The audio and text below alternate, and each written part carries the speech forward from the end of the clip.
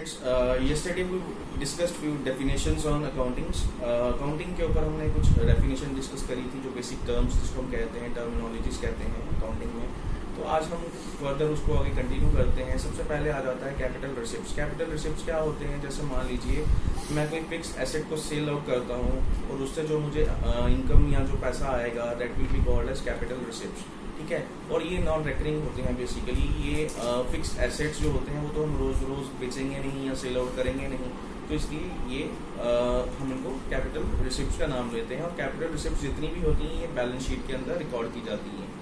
Next आ जाता है revenue receipts. Revenue receipts क्या है हमारा? बेसिकली जो हम डेली बेसिस पे सेल करते हैं चीज़ों की, उसको हम उससे हमें जो इनकम जनरेट होती है या हमें जो अमाउंट रिसीव होती है, हम उसको रेवेन्यू रिसिप्ट्स का नाम देते हैं. और ये रेवेन्यू रिसिप्ट्स जो होती हैं ये डेली बेसिस पे हमें मिलती हैं और इनको रिकरिंग बोलते हैं बेसिकली. और इनको हम शो करते हैं बैलेंस शीट को, प्रॉफिट एंड लॉस अकाउंट में शो किया जाता है इनको. एक्सपेंडिचर क्या होता है? Transfer of cash oblique property जो होता है हमारा फॉर एक्वायरिंग न्यू एसेट्स. तो जब हम नए एसेट्स खरीदते हैं और जो कैश हम ट्रांसफ़र करते हैं उस पर्पज़ के लिए जो भी हम करते क्यों हैं? Basically for acquiring new assets. तो ये हमारे बेसिकली खर्चे होते हैं और जितने भी खर्चे होते हैं वो उनको हम एक्सपेंडिचर्स का नाम देते हैं. नेक्स्ट आ जाता है रेवेन्यू. रेवेन्यू क्या होता है? Amount received on sale of goods. मान लो मैंने कोई चीज़ बेची है, कोई भी गुड्स में कुछ भी आ सकता है, आप कुछ भी डाल सकते हैं. मान लीजिए मैंने कोई गाड़ी ली 2 लाख रुपए की और मैंने उसको सेल आउट कर दिया 4 लाख रुपए में. अब जो 4 लाख रुपए है दैट इज माय रेवेन्यू. ठीक है.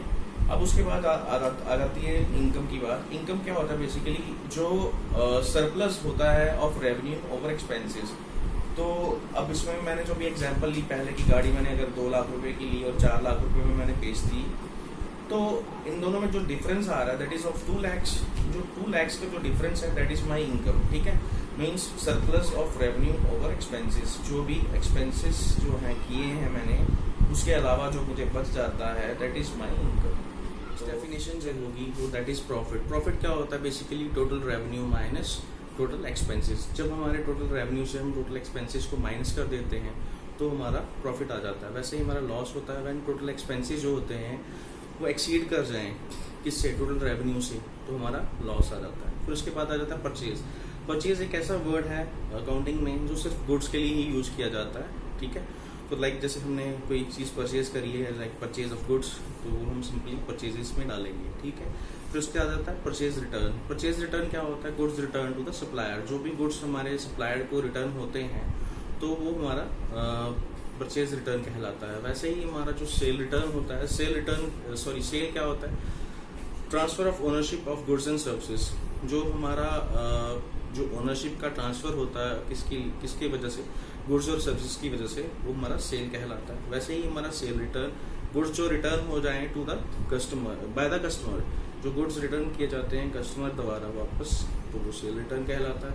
ऐसे ही स्टॉक होता है. स्टॉक होता है हमारा, जैसे मान लीजिए हम कोई बिजनेस स्टार्ट करते हैं एंड देन बिजनेस के स्टार्टिंग में हमारे पास कुछ स्टॉक ऑफ गुड्स होता है, गुड्स होते हैं. ठीक है. अब साल के एंड में भी हमारे पास कुछ गुड्स बच जाते हैं, तो वो हमारे स्टॉक्स कहलाते हैं. ठीक है. बिजनेस में डेटर्स क्या होते हैं? वो लोग जो जैसे कस्टमर्स हो गए जिनसे हमें पेमेंट लेनी है. Basically the person from whom payment has not been made. तो जिन्होंने हमें अभी तक पेमेंट्स नहीं करी हैं तो वो हमारे डेटर्स कहलाएंगे. क्रेडिटर्स क्या होते हैं? बेसिकली जिनको भी हमने पैसा देना है. The persons to whom payments has not been made, तो वो हमारे सप्लायर्स हो जाते हैं. ठीक है. वैसे ही हमारा जो बैड डेट होता है, बैड डेट क्या होता है? बैड डेट क्या होता है? जब हमारा मान लो कोई अमाउंट है इरिकवरेबल हो जाए. मीन्स कोई भी डेटर है उसको पेमेंट पे नहीं करता है तो वो बैड डेट में चला जाएगा. अब बैड डेट कौन करेगा? ज़्यादा से ज़्यादा कस्टमर करेगा, चाहे वो बैंक का कस्टमर हो, चाहे किसी आम दुकान का कोई कस्टमर होगा. ठीक है. तो बैड डेट जो पैसा मेरा वापस नहीं आने वाला, इरिकवरेबल है, जिसको मैं वापस नहीं ला सकता हूँ, तो बैड डेट में कन्वर्ट हो जाता है.